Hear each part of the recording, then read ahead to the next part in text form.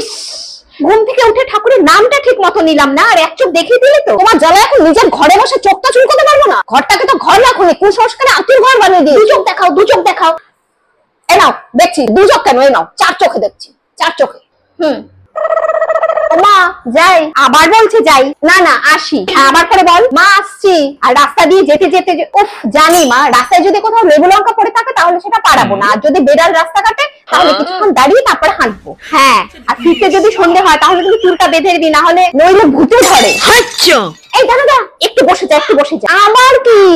আরে কি যেন হাঁচি দিল।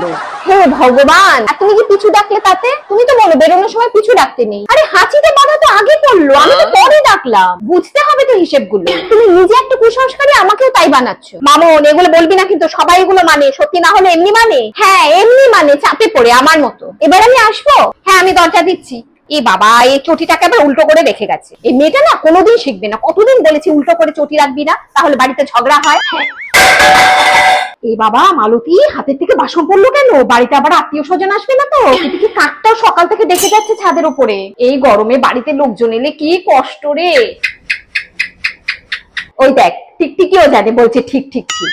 কত বেলা হয়ে গেল দেখ, এখনো চাটা খেতে পারলাম না। আহ, গালে কামড় লাগলো রে মালতী। কে গাল দিচ্ছে কে জানে, শত্রুর তো অভাব নেই। তাজা বলেছে বৌদি। লোকে বলে বোবার শত্রু নেই, তো মালতী আমি বোবার থেকে কোন দিকে কম বলতো? তবু তো ভীষণ খালি বৌদি। নির্ঘাত দাদা বাবু মনে করছে আমাকে। ওই সকালে একটু মন কষাকষি হয়েছিল তো। কিন্তু তোমাদের মধ্যে তো কোনোদিন মন কষাকষি ঝগড়া দেখিনি বৌদি। আরে হবে না কেন? সকালবেলা ঘুম থেকে উঠে এক চোখ দেখি, এক চোখ দেখালে ঝগড়া হবে, তবু তো ঝগড়া হয়নি, মন কষাকষির উপর দিয়ে কেটে গেছে। দাদা বাবু তোমাকে ভালোবাসে। বাবা একসঙ্গে বলে ফেললাম, তার মানে কথাটা সত্যি। এই যা, বন্ধ কর বন্ধ কর বন্ধ কর। ইস, দেখলি তো তোর সাথে কথা বলতে বলতে দুধ উতলে পড়ে গেল। তবে দুধ উতলে পড়া কিন্তু খুব ভালো, জানিস? যতবার আমার হাতে দুধ উতলে পড়েছে আমার সাথে তো খুবই ভালো হয়েছে, মানে হাতে টাকা এসেছে। কোথা থেকে চলে আসে বুঝতেই পারি না। এই দেখ, টাকা আসলো কি না আসলো খরচেরই না। এই যে ডান হাতের পাতা চুল করছে, আমার হাতে টাকাই থাকে না, এই মেয়েটা সব খরচা করায়। এই মালতী, তুই খেয়েছিস? এটু তলায় জল দিসনি কেন? হ্যাঁ বৌদি, সবাইকেই দেখি এটু তলায় জল দিতে, কেন গো?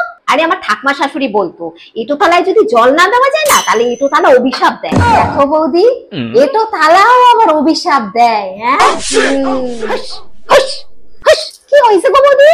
আরে দেখ না, একটা বিড়াল কাঁদছিল। বিড়াল কাঁদলে আমার খুব ভয় করে, জানিস? বিড়াল কাঁদলে কিন্তু অশুভ খবর আসে। তাড়িয়ে দিয়েছি কাদার সাথে সাথে। দেখ মালতী, তাড়িয়ে দেওয়ার সাথে সাথে ডান চোখের পাতা নাচ্ছে, মানে শুভ কিছু হবে। এর মানে বুঝলি? তাড়িয়ে দিলাম, অশুভটা কেটে গেল, শুভর প্রবেশ করলো।